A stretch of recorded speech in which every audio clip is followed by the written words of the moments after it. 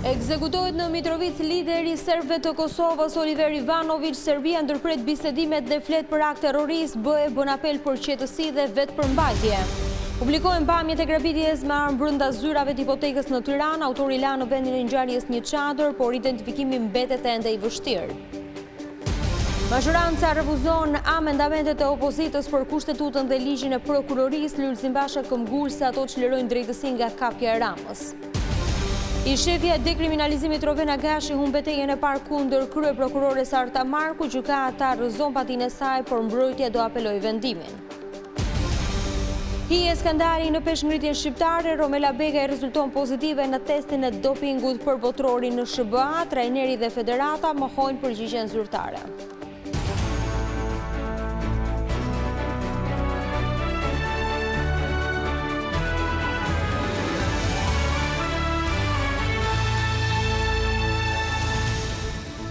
Mbrëma zonja dhe zotrin, do t'jemi së bashku në edicionin qendror të lajmeve këtu në ekranin e Vizion Plus. Ekzekutohet lideri serbëve të Mitrovicës Oliver Ivanović. Politikani i njohur i shëllua me pistolet me silenciator kur po hynte në zyrën e tij në pjesën veriore të qytetit. Autorët, të cilët ende nuk janë identifikuar, u larguan me shpejtësi dhe më pas dogjën automjetin. Policia e Kosovës ofroi 10.000 euro shpërblim për çdo informacion që çon arrestimin e vrasësve.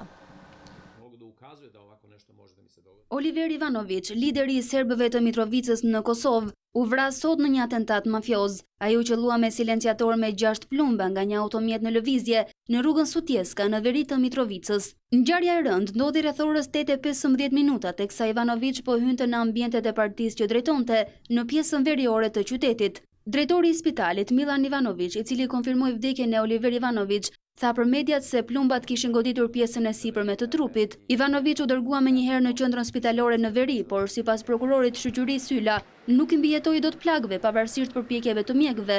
Rrethanat dhe autorët e vrasjes nuk dihen ende, por policia konfirmoi se në vendin e ngjarjes u gjetën disa gëzhoja plumbash. Pak minuta pas atentatit, policia e raportoi se jo shumë larg vendit të ngjarjes u gjet një automjet i djegur tip Opel Astra, me të cilin dyshohet se e përdorën autorët e vrasjes së Oliver Ivanović. Ndërkohë, policia e Kosovës bllokoi zonën ku ndodhi krimi dhe po heton për zbardhjen e plotë të ngjarjes. Nëndrejtori i policisë, Besim Hoti, ka thënë për mediat se policia është duke kontrolluar të gjitha zonat në veri për gjetjen e atentatorëve. Në një njoftim zyrtar bëhet e ditur se policia e Kosovës ofron një shpërblim prej 10.000 eurosh për cilin do qytetar i cili mund të japë informacione të cilat çojnë në zbardhjen e këtij rasti. Ndërkohë, Milena Popović Ivanović, bashkëshortja e liderit të iniciativës qytetare Liri Demokraci Drejtësi, u tha mediave serbe se është në dieni se kush qëndron pas atentatit, por nuk ka folur për emra. Vrasja mafioze Oliver Ivanović ishte një krim i paralajmëruar. Ai vjen pas një serie kërcënimesh për të hequr dorë nga politika, e po ashtu edhe nga kritikat e forta ndaj Beogradit. Fati i njeriu më të fortë në veri duket se u volos kur Aleksandar Vučić mori presidencën dhe mbështeti pa kushte listën srpska.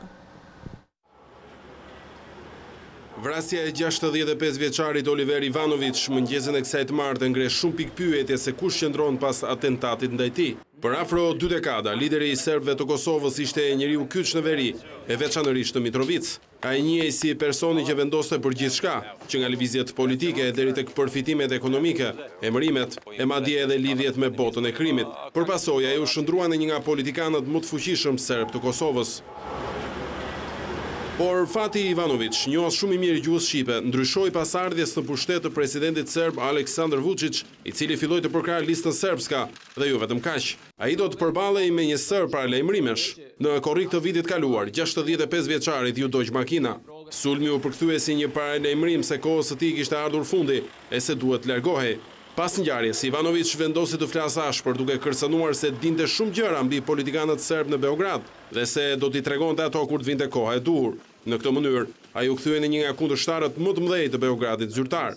Ivanović deklaronte pak kohë më parë për mediat se situata në Mitrovicën e Veriut ishte përkeqësuar dhe se strukturat kriminale të lidhura me politikën po terrorizonin banorët. Në zgjedhjet e kaluara për kryetar komune, ai nuk mundi të kandidojë për shkak të masës së arrestit shtëpiak nën akuzat për krime lufte. Por krerët të partive të tjera gjithashtu tërhoqën kandidaturat për shkak të shantazheve nga lista serbska. Vrasja e tipit mafioz ka sjellë zemërim në veri të Kosovës, pasi shumë vetë dyshojnë se krimi është një organizim i strukturave kriminale me lidhje politike. Vetëm pak ditë më parë, shërbimet sekrete amerikane paralajmëruan se në pjesën veriore të Kosovës mund të ketë sulme, si dhe u paralajmëruan qytetarët amerikanë që të shmangnin vizitat në këtë pjesë të vendit. Krerët e shtetit dhe politikës në Tiranë kanë dënuar në unison vrasjen e liderit të serbëve të Kosovës Oliver Ivanović. Presidenti Meta shpreh keqardhjen e thellë dhe bën thirrje për vlerësimin e situatës me qetësi dhe maturi. Ky akt kriminal sipas tij nuk duhet të ndikojë në procesin e rëndësishëm të dialogut midis Serbisë dhe Kosovës.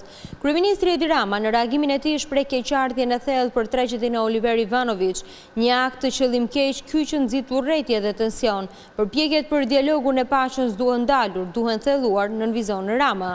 Ministri i Jashtëm Bushati ndërkohë tha se vrasja e Ivanović cënon dialogun, pajtimin dhe stabilitetin në Kosovë, ndërsa kryetari i opozitës Basha e konsideroi vrasjen një akt të pastër kriminal që meriton hetim të plotë dhe ndëshkim.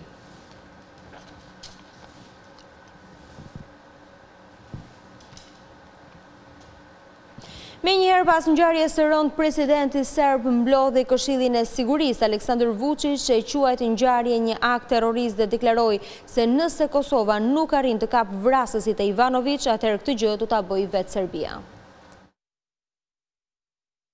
Pas lajmit për vrasjen e zyrtarit serb në Kosovë dhe mbledhjes urgjente të Këshillit të Sigurisë, presidenti i Serbisë Aleksandar Vučić u shpreh se vrasja e Oliver Ivanović është një akt terrorist. Verujem da je bila zlonamerna, ali kako može da bude protumačena pogrešno?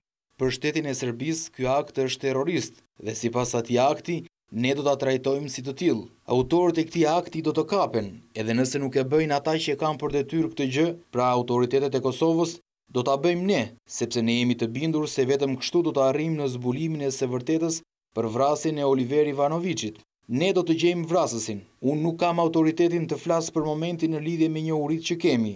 Nuk do të spekuloj, por ka detaje interesante që tregojnë për autorët e mundshëm. Presidenti Vučić u shpreh gjithashtu se delegacioni serb në Bruksel ndërpreu bisedimet me palën kosovare. Sipas tij, tashmë është e kotë për të folur pasi Kadri Veseli deklaroi se do të pushtonte nishin. Më herët gjatë ditës, presidenti Hashim Thaçi dhe qeveria e Kosovës dënuan me forcë vrasjen e Ivanović. Ngjarja u konsiderua nga Prishtina zyrtare si një sfidë ndaj sundimit të ligjit. Ndërkohë, shefja e diplomacisë europiane Federica Mogherini përmes bisedave telefonike me presidentet Aleksandar Vučić dhe Hashim Thaçi theksoi nevojën që autoritetet përkatëse kosovare të gjejnë sa më shpejt autorët e vrasjes dhe t'i vendosin ata përpara drejtësisë. Përfaqësuesja e lartë gjithashtu ka bërë thirrje palëve të tregojnë qetësi dhe përmbajtje dhe t'i hapin rrugë ligjit e drejtësisë në zbardhjen e këtij rasti. Autori i grabitjes në zyrat e hipotekës në Tiranë ka lënë në vendin e ngjarjes dhe një çadër dhe ajo është vetmja provë në duart e policisë. Po gjurmët duket se do të jenë të vështira për t'u ekzaminuar pasi agresori kishte doreza. Vizion Plus sjell pamjet e grabitjes që tregojnë të gjitha veprimet e autorit. Hetuesit ende janë në kërkim të grabitësit të bankës në zyrat qendrore të hipotekës në Tiranë, ndonse kamerat e sigurisë kanë filmuar çdo lëvizje e vetmja provë që ka policia është çadra e përdorur prej tij. Burime pranë uniformave blu thanë se pak para se të hynte në ambientet e hipotekës, grabitësi mbante një çadër të cilën e la në vendngjarje, por dhe për këtë detaj nuk ka shumë të dhëna pasi ai mbante doreza. Ekspertët të cilët kanë në dorë kamerat e sigurisë thanë se grabitja ndodhi brenda 2 minutave, ndërsa agresori arriti të kërcënonte duke i vënë pistoletën në kokë sportelistes. Nga të dhënat parapraket bëhet fjalë për 500.000 lekë të grabitura, por ende nuk ka një shumë zyrtare të dhënë nga policia.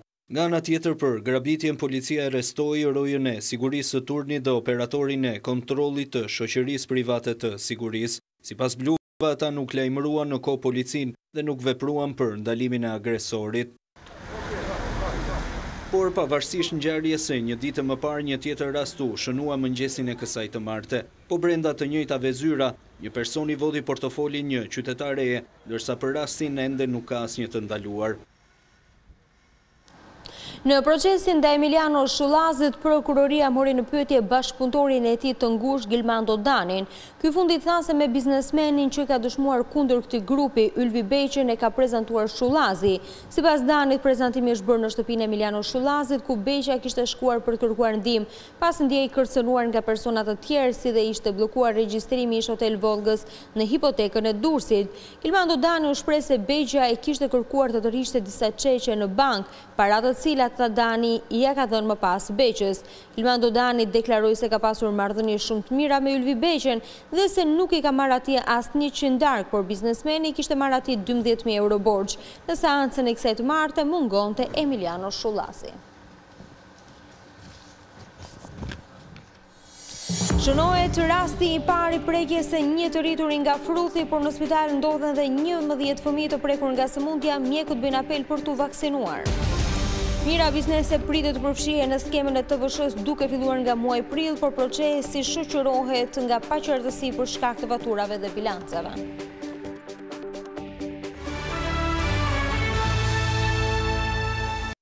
Shumica hedh poshtë kërkesën e opozitës për të larguar kryeprokuroren e përkohshme Arta Marku. Kreu i Komisionit të Ligjeve Ulsi Manja bëri të qartë se mazhoranca nuk do të lejojë amendimin e kushtetutës dhe të ligjit të prokurorisë. Ai bëri thirrje për konsensus vetëm për nenet e shfuqizuara nga gjykata kushtetuese për KLG-n e KLP-n. Mazhoranca refuzon të marrë në konsiderat 2 amendamentet e opozitës për ndryshimin e kushtetutës dhe ligjit të prokurorisë, çka do të sillte largimin e kryeprokurores Arta Marku dhe zgjidhjen me konsensus të prokurorit të përgjithshëm të përkohshëm.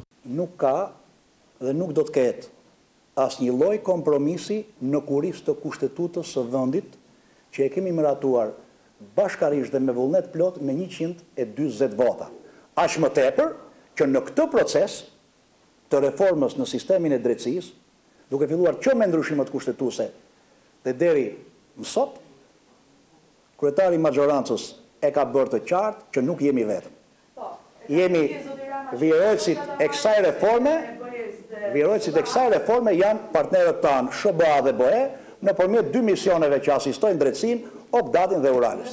Për kryekomisionerin Manja, shumica do tentoj konsensusin me opozitën për të kaluar nenet e shfuqizuara nga gjykata kushtetuese në ligjet për KLG-n dhe KLP-n. Rregullime ligjore që kërkojnë 84 vota, të cilat mazhoranca nuk i ka. Sigurisht që jo do tentojmë, por dhe opozita e ka detyrim adresimin e vendimarrjeve të gjykatës kushtetuese në ligjet përkatëse. Të dy palët, në rastin konkret, jemi të detyruar të zbatojmë vendimet e gjykatës kushtetuese. Pastaj, ne do të bëjmë gjithçka për sa na takon ne si shumicë, ndërsa çështja e vullnetit të opozitës është çështja e opozitës. Por, më lejoni të them që nenet e shfuqizuara nga gjykata kushtetuese nuk e pengojnë punën e këshillave në momentin që këto këshilla do të ngrihen. Kreu ligjeve refuzon se ka pasur zvarritje të kalimit për shqyrtim në kuvend të rregullimeve ligjore. Janë 2 vendimarrje në lidhje me këtë ligj dhe shqetësimet e të 2 vendimeve duhet të adresohen në mënyrë komplementare. Sepse njërin vendim, njërin ankim e bëri 1/5 e deputetëve dhe ankimin tjetër e bëri shoqata e gjyqtarëve dhe e prokurorëve. Dhe ka 2 vendimarrje të gjykatës në 2 kohë ndryshme dhe që u prit dalja e këtij vendimi në dhjetor të 2017 për t'i adresuar në sezonin e janarit. Në mbledhjen e së mërkurës, Komisioni i Ligjeve do të hapë procedurat për zgjedhjen e anëtarëve të Këshillit të Lartë Gjyqësor dhe atij të prokurorisë. Nën komisioni përbëhet nga 5 anëtar, 3 nga mazhoranca dhe 2 nga opozita. Një ditë pas kërkesës për largimin e Arta Markut, Lulzim Basha tha se amendimi i kushtetutës dhe ligjit të prokurorisë do i shërbejë funksionimit të drejtësisë. Lideri demokrat tha se Rama ka kapur organin akuses ndaj Shqipërisë, duhet një kryeprokuror që të ketë kaluar vetingun dhe të marrë edhe konsensusin e opozitës. Kryetari i Partisë Demokratike Lulzim Basha e cilësoi kërkesën e opozitës për ndryshimin e kushtetutës si një tregues të mbështetjes për reformën në drejtësi. Pra ky është një akt i përgjegjshëm politik, i cili bëhet për t'i hequr çdo kush, për t'ia davarit çdo kujt dyshimin se Partia Demokratike ka ndonjë agjendë tjetër përveç se përshpejtimit të reformës në drejtësi. Sa afërmendsh, opozita nuk mund të ketë alat më të mirë në luftën kundër krimit dhe kriminalëve dhe të korruptuarve se sa një drejtësi që funksionon. Gjatë takimit me demokratët e kryeqytetit, Basha theksoi se duhet një kryeprokuror me vettingë konsensual, pasi kryeministri Edi Rama me kapjen e organit akuzës ka vendosur nën kontroll hetimet për personat e lidhur me pushtetin. Sajmir Tajeri kapet nga antimafia, duke përfituar 10.000 euro valse Byzylik Floriri, 5 milion euro në muaj nga trafikantët e drogës dhe Edi Rama ndalon arrestimin e tij. Pse? Fare thjesht. sepse arrestimi i Sajmir Tahirit është hapi parë det arrestimit dhe vënien para drejtësisë të Edi Ramës. Basha ka ftuar të gjithë qytetarët i bashkohen protestës së 27 janarit përpara kryeministrisë. John Lennon, me këngën e tij të famshme, War is over if you want it. Lufta mbaron po duash ti. Edi Rama mbaron po duash ti. Ky është mesazhi që do t'i japim çdo shqiptari. 27 janari shënon protestën e parë të opozitës në këtë vit. Të gjitha partitë janë angazhuar për të pasur një pjesëmarrje sa më të lartë, si treguesi mbështetjes që kanë përballë qeverisë. Opozita do t'jetë pjesë në komisionit parlamentar për hartimin e listave të kandidatëve për antarë të KLG-s dhe KLP-s, por ajo ende nuk ka marrë vendim nëse do të votojë ose jo emrat e propozuar. PD dhe LSI pretendojnë për parregullsi gjatë skanimit të kandidatëve. Të mërkurën Komisioni i Ligjeve do të nisë punën për votimin e 5 antarëve të Këshillit të Lartë Gjyqësor e 5 antarëve të Këshillit të Lartë të Prokurorisë. Hapi i parë që hedh Parlamenti në këtë proces është ngritja e nën komisionit që do të hartojë listën me kandidaturat finale që i çohen Parlamentit për votim. Ende nuk dihen 3 antarët socialistë të tij, por pritet që Partia Demokratike të ketë një antar, Ert Bylukbashin, LSI Nasip Naçon. Opozita e ka marrë vendimin që të jetë pjesë e nën komisionit, ndërsa ende nuk ka një vendim nëse do të marrë pjesë apo jo në votimin e kandidaturave. Burime pranë PD-s sqarojnë se procesi i skanimit të kandidatëve ka pasur parregullsi, duke filluar nga 3 kandidatët që operacionin ndërkombëtar i monitorimit i ka skualifikuar, por sekretari i përgjithshëm i Kuvendit i ka vlerësuar se plotësojnë kriteret, që janë Gent Ibrahimi, Alfred Balla e Andi Muratej. Një tjetër shqetësim i Partisë Demokratike është se ndërkombëtarët i kanë vlerësuar një pjesë të kandidatëve të nivelit mesatar, në një kohë që ata duhet kenë nivel të lartë profesional sipas parashikimeve kushtetuese. Por çfarë do vendimi që të marrë opozita, kushtetuta ka parashikuar mekanizma zhbllokimi, e këto institucione të reformës në drejtësi mund të ngrihen edhe vetëm me votat e mazhorancës. Rovena Gashi humb përballjen e parë me kryeprokurorin Arta Marku, gjykata administrative nuk pranoi padinë e shefëve së njësisë së dekriminalizimit. Avokati Gashi tha se do të apelojë vendimin pasi klindja e tij u shkarkua pas një motivacion. Gjykata administrative rrëzoi padinë e Rovena Gashit kundër kryeprokurores së përkohshme Arta Marku. Gashi paditi Markun pasi kjo e fundit e shkarkoi nga detyra e kreut të njësisë së dekriminalizimit në prokurorinë e përgjithshme. Mbrojtësi i saj ligjor tha se do ankimoi vendimin, pasi Gashi u shkarkua pas një motivacion. Para është mungesa ligjore e urdhrit, s'është kompetence, se ka bërë procedurën e duhur. Dhe e dyta është motivacioni, mungesa motivacionit. Me lejoni t'ju them, edhe më qoftë se larg qoftë, pastrusën e prokurorisë përgjithshme largon, po motivaciona e prokurore e përgjithshme ka shkelur ligjin, jo drejtorët e drejtorisë, jo prokurorët. Pas një lloj motivacioni, ka rrezik se në kohën e Enver Hoxhës mund të dëgjeni në urdhër të një prokurorit përgjithshëm që largon nga detyra pa motivacion. Më 31 janar gjykata pritet të shqyrtojë në themel padinë e Gashit ndaj kryeprokurores. Arta Marku u padit penalisht dhe nga bashkëshorti i Rovena Gashit ish kryeprokurori Elbasani Dritangina. Në padinë e depozituar të krimet e rënda, Gina kërkoi pezullim nga detyrat të kryeprokurores Arta Marku dhe urdhërimin e kryerjes së ekspertizës psikologjore. Shënohet rasti i parë i fruthit tek të rriturit, një djalë 25 vjeçar është prekur nga sëmundja dhe po merr mjekim në spitalin infektiv. Por ndërkohë në pavionet e pediatrisë janë edhe 11 fëmijë me fruth që ndodhen nën kujdesin e mjekëve. Fruthi vjen edhe në Shqipëri. 11 fëmijë janë shtruar në spital me këtë sëmundje, ndërsa sot është shënuar edhe rasti i parë tek të rriturit. Këto janë fotot e një të riu 25 vjeçar nga Tirana, i cili pas vizitës në spitalin infektiv rezultoi me fruth. Mësohet se para 2 javësh ai kishte udhëtuar në Maqedoni, një nga vendet e prekura nga sëmundja. Gjatë kësaj periudhe i riu kishte dopsi trupore, temperaturë të përzjera, deri në shfaqjen e pikave të kuqe në trup, që e detyruan të drejtohet spitalit. Mjeku infeksionist në qendrën spitalore Nën Tereza Pullum Pipero, i kontaktuar nga Vizion Plus, thot se 25 vjeçari është shtruar dhe është nën mbikëqyrje. I prekuri me fruth është i datëlindjes 1993. Edhe më herët mjekët kanë bërë apel që të lindurit në vitet 1980, 1999 të rivaksinohen për shkak të problemeve që janë konstatuar këtë periudhë me vaksinën e fruthit. Sa i përket 11 fëmijëve të prekur me fruth, ata janë të gjithë të pavaksinuar. Vitet e fundit prindrit shtyjnë vaksinën e fruthit ose refuzojnë ta bëjnë për shkak të debatit mbar botror se ajo nxit autizmin. Fruthi bëhet në 2 doza, në moshën 1 dhe 5 vjeçare. Një sëmur me fruth arrin të infektojë 12 persona të tjerë. Sëmundja nisi si grip, por është shumë e rrezikshme, deri dhe vdekje prurse.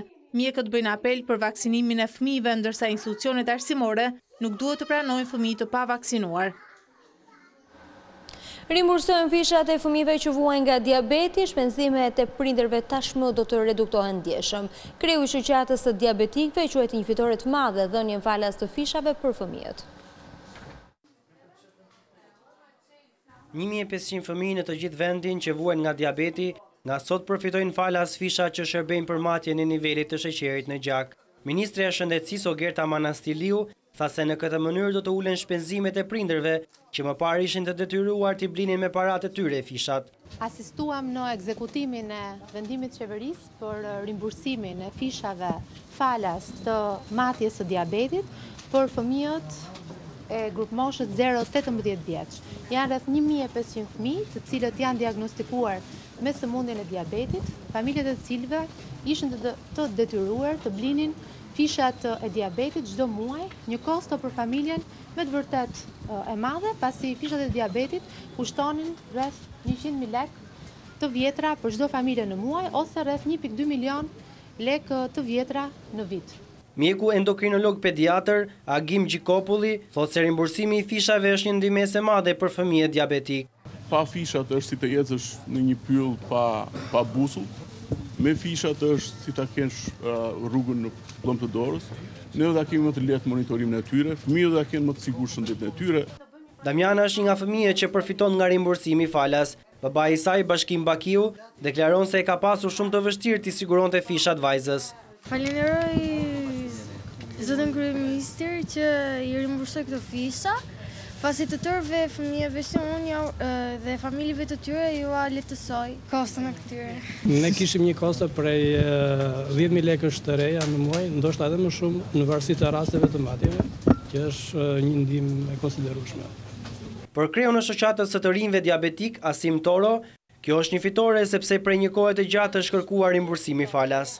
Nuk është fundi punës dhe i përpjekjeve tona, por besoj se kjo sotmja është një fillim i angazhimit të ri institucional nga ana e Ministrisë së Shëndetësisë dhe Mbrojtjes Sociale. Për ta shtrirë në terma afatgjat që rimbursimi i fishave për personat që jetojnë me diabet të përfshijë grup moshat më të rritura derisa të arrijnë në rimbursim për të gjithë ata që kanë nevojë. Në Shqipëri janë rreth 75.000 persona që vuajnë nga sëmundja e diabetit. Një aksident i rënd ndodhi mesditën e kësaj të martë në bulevardin Dëshmorët e Kombit pranë selisë të kryeministrisë. Një makinë përplasi një këmësor i cili po kalonte rrugën. Në përpjekje për të shmangur përplasjen, drejtuesi goditi një makinë të dytë. Menjëherë mbërritën forcat e policisë e më pas ambulanca. Pasi u dha ndihma e parë të plagosurit, ai u dërguar drejt spitalit për kurim të specializuar.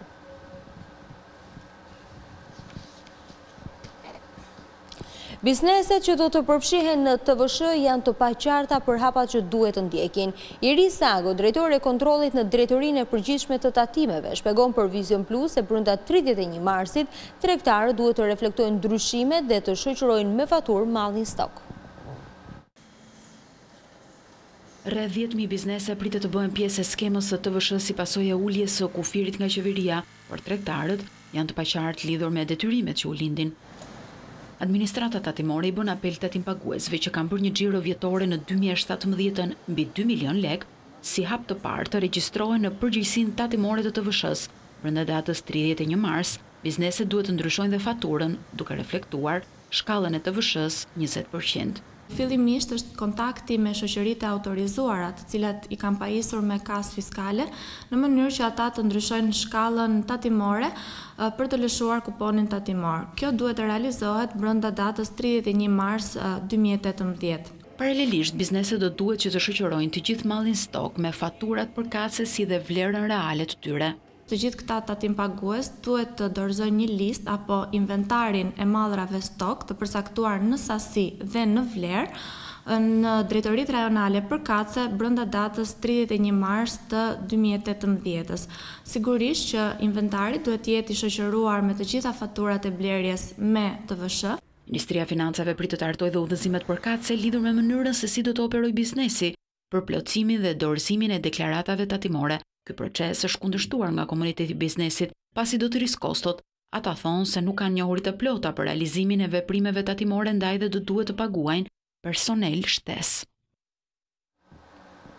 Ministri i Financave dhe Ekonomisë është drejtuar shoqatave të biznesit me një letër të posaçme ku i vë në dieni lidhur me lehtësirat procedurale që do të zbatohen nga ky vit. Qeveria Rama 2 në këtë mandat të dytë është zëtuar për të lehtësuar në maksimum burokracitë që biznesi has në administratën publike, duke shmangur një sër dokumentacionesh, ndërsa disa të tjera do të kryhen online. Sa i përket administratës tatimore, janë 13 procedurat që tashmë do të aplikojnë online, ndërsa nga administrata doganore janë 7 të tilla.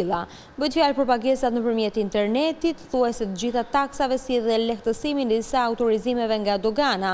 Ministri Ahmetaj në letrën e tij drejtuar biznesit kërkon që sipërmarrja të jap sugjerime që kjo reformë të vijojë më tej me dokumentacione që mund të shmangen. Një vit më parë, Ministri i Financave reduktoi 13 dokumente për qytetarët dhe bizneset, duke u kursyer atyre 600.000 dokumenta të tilla në vit.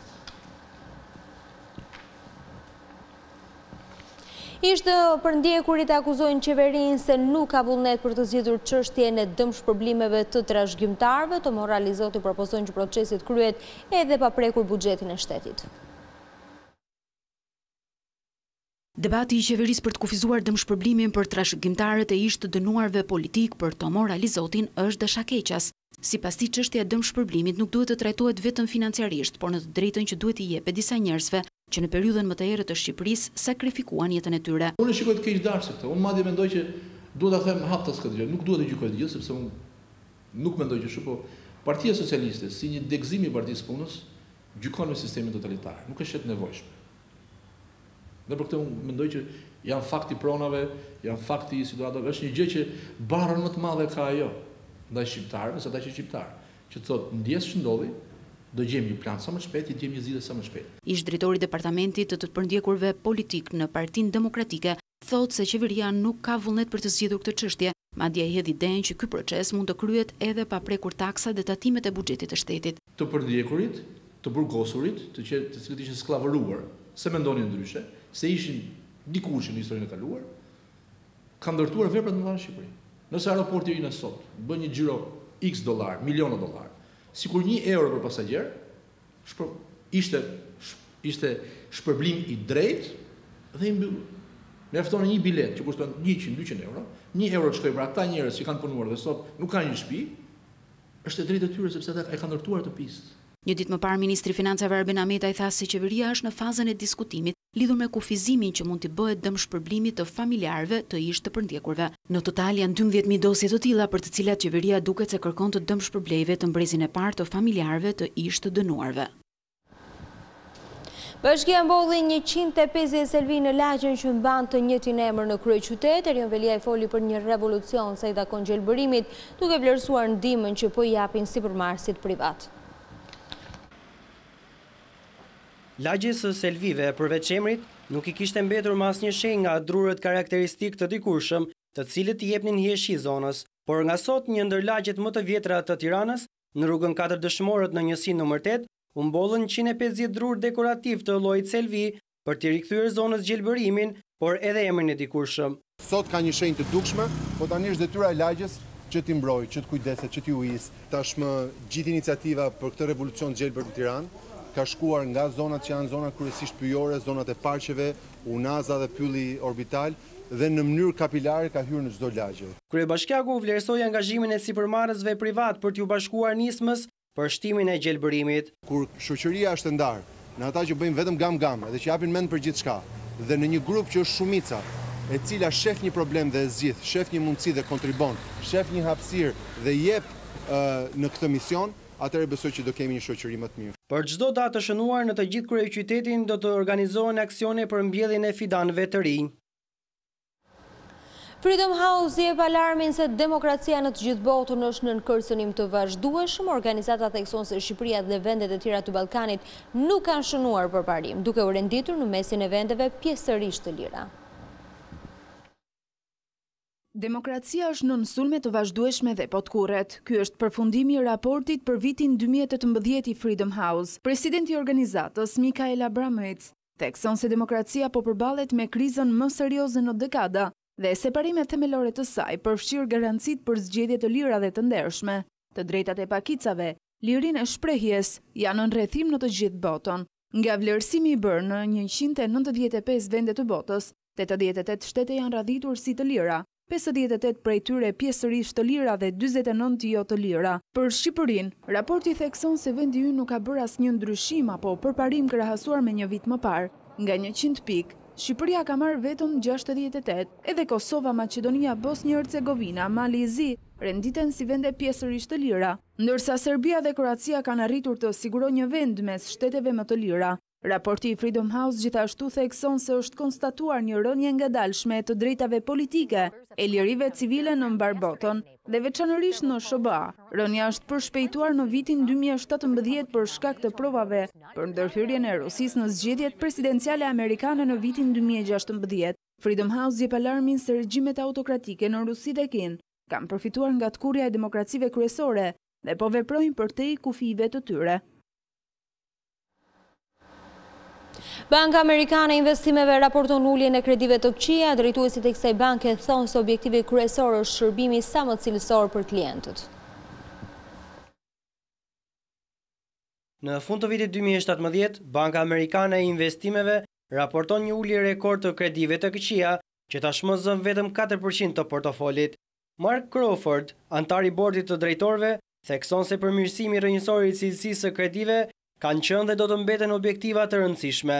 Sipas tij, AB Bank tashmë është një nga investimet më të mëdha amerikane në Shqipëri dhe se do të punohet që ky investim të zgjerohet edhe më shumë. Ndërsa Andi Ballta, CEO i kësaj banke, thotë se në 2015-ën përmirësimi i cilësisë së portofolit të kredive ishte përparësi dhe domosdoshmëri.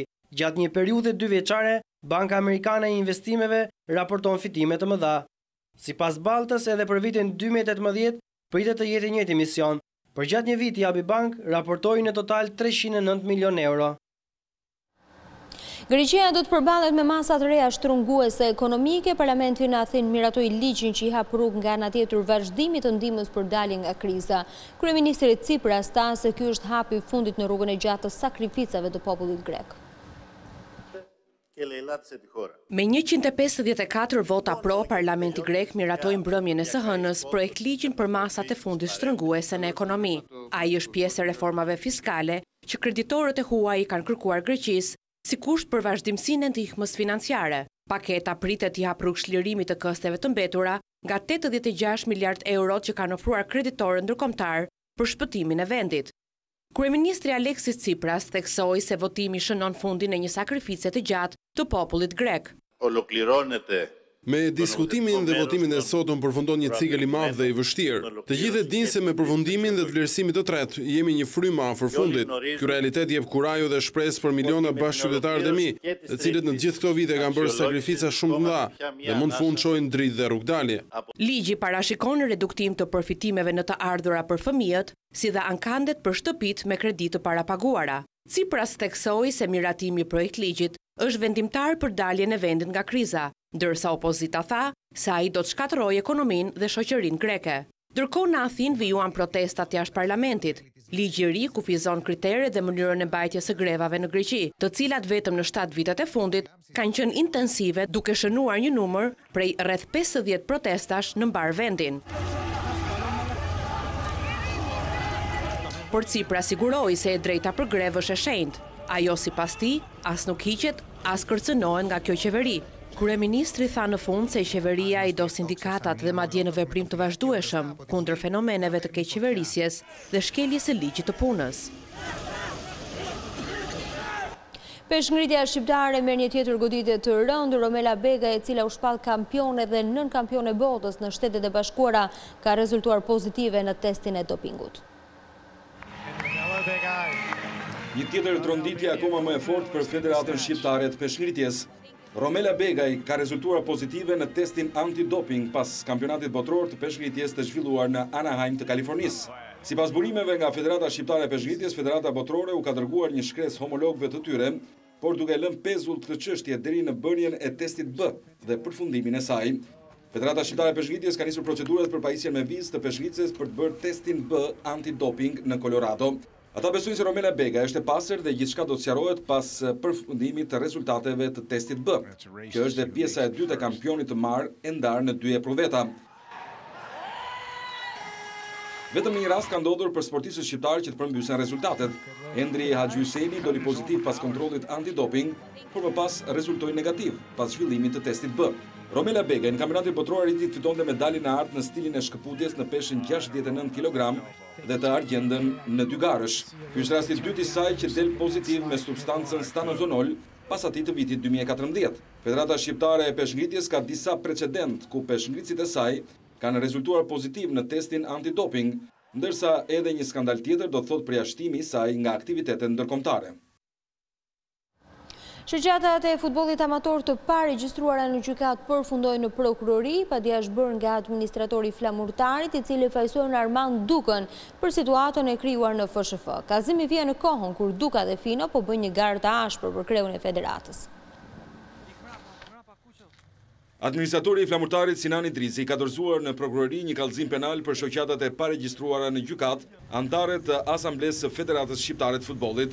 Kallëzimi ka qenë për kreun aktual të Federatës Shqiptare të Futbollit, pasi sipas Idrisit këto shoqata janë të palishme. Janë 12 shoqata të palishme, të paregjistruara në gjykat dhe anëtare të Asamblesë të Federatës Shqiptare të Futbollit. Pikërisht për këtë bëm një kallëzim penal sot. Ky është hapi i parë i dukshëm, ka hapa të tjerë. Jemi sigurt për këtë. Pra flasim për një futboll të pastër që nuk ka një institucion të pastër. Debati ka ardhur në prag të zgjedhjeve për kreun e ri të Federatës Futbollit në 7 shkurt, ku kandidojnë kreu aktual Armand Duka dhe Bashkim Fino. Ky i fundit denoncoi si një garë të pandershme dhe jo të drejtë për shkak të këtyre shoqatave rajonale të futbollit amator, të cilat nuk janë regjistruar në gjykat, por kanë të drejtë vote. Edhe zëvendës presidenti i FSHF-s pak ditë më parë deklaroi se ka pasur një neglizhencë nga institucioni i futbollit, pasi në bazë të statutit duhet të ishin regjistruar.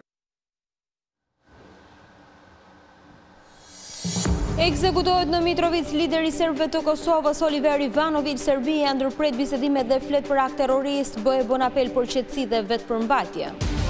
Publikohen pamjet e grabitjes me armë brenda zyrave të hipotekës në Tiranë. Autori la në vendin e ngjarjes një çadër, por identifikimi mbetet ende i vështirë.